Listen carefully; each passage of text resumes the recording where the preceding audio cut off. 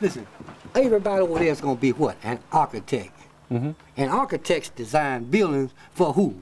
Well, wealthy people. Well, they're not going to design anything for anybody like us. And those kids, they know it. So they say, what the hell do I need to know them for? They poor.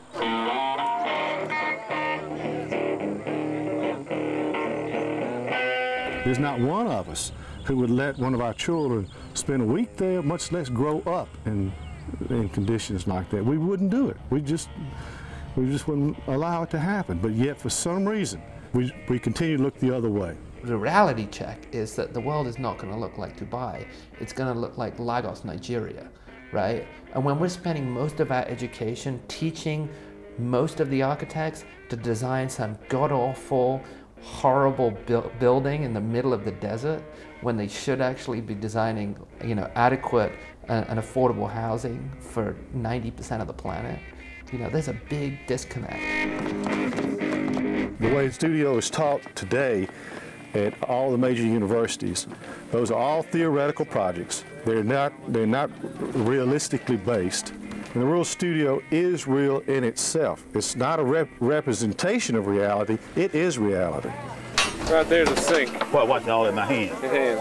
Okay. And then right in here is where the hot water heater will be. And your electric box that's right there right now will get moved over and be in here. So I know it, bless if you ever blow a fuse listening to your radio too loud, Lord. you come in here and flip it. That's it. I don't believe that architecture is about making a better world.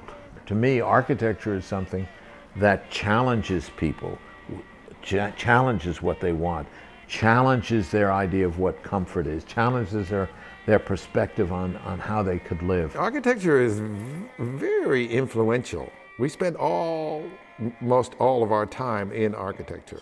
We have the responsibility to use our skills to make people's lives better, and not just the rich people that hire us to do stuff, but everybody's. I get some criticism that I'm taking advantage of poor folks. They can criticize all they want. Come on down. You can come on down and see. And if I guarantee you, nobody leaves there without a smile on their face. Sambo dying was such a shock to us all. But we have had the opportunity to take these sort of community juggernauts on. I think Sambo would have changed it up in that way. I mean, where else would he have taken it?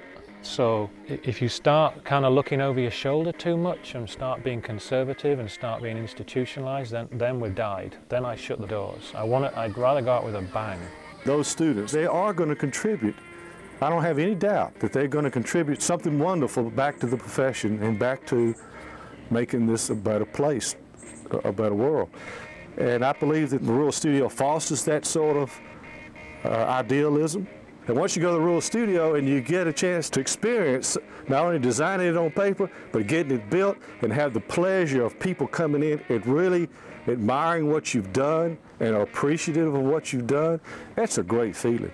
And you can't replace it. And once you've had that, you're a snake bit after that. I mean, the passion's going to be there, and it may stay latent for a while. It may be 20 years before we hear from these students, but it'll come back.